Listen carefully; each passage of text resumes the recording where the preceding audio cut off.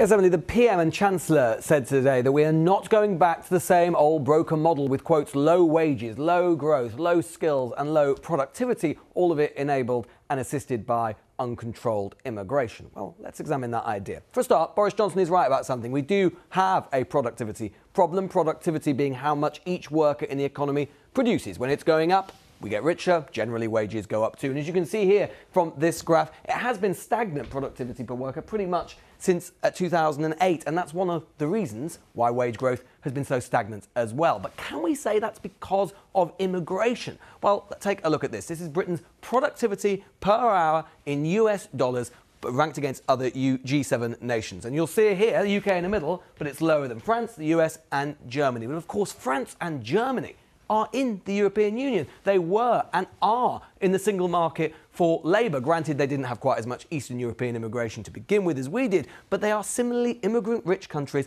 and it hasn't stopped them from having economies which are more productive than our own. And compare as well, actually, incidentally, to Japan. Japan is a country with very little immigration, but it's less productive than any other country in the G7. There simply isn't a hard link necessarily between productivity and migration in the way that has been described. And the danger is not only that productivity doesn't necessarily rise if you reduce immigration, but also that it can go down.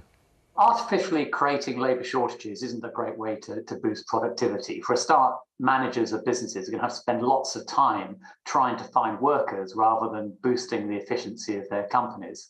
But also it can disrupt the economy in all sorts of ways that are not helpful. So if we're short of fuel and food and all sorts of other things, then we're hardly going to be more productive as a result.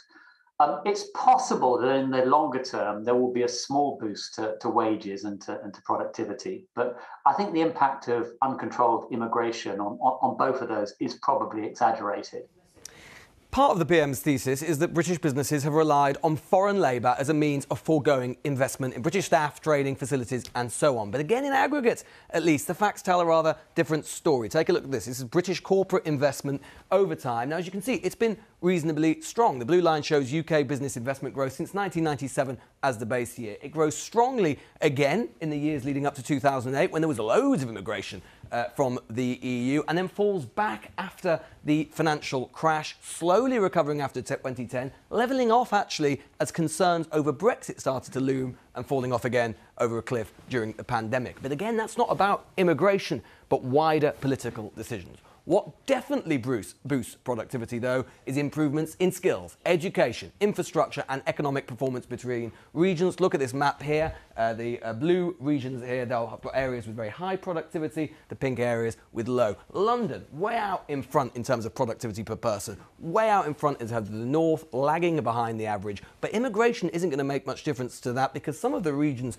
with the lowest productivity, like the north or Northern Ireland, already have the lowest immigration levels by comparison to places like London. And let's be clear, governments have been trying to do something about this disparity for years. We didn't call it levelling up, but it isn't a new objective. It's just that it's hard and takes a long time and clever policy. And on the detail of policy on levelling up and skills and boosting productivity in that way, we're still to see much of the meat. And we certainly didn't at conference. And the danger is that if you get a reduction in labour in, say, agriculture or HGVs, and you reduce the labour supply because you want to raise wages, that's fine. You'll definitely raise wages. But if you don't boost productivity with it, all that happens, because that worker is just producing the same as she was yesterday, is that it costs more. That cost can only either be absorbed by the business, reducing profit and investment, or it's passed on to the consumer, all of us, in the form of higher prices, inflation, which in the end means that even those who've had their wages raised might not benefit very much because they're not able to buy as much with it. And it's not as if there aren't other reasons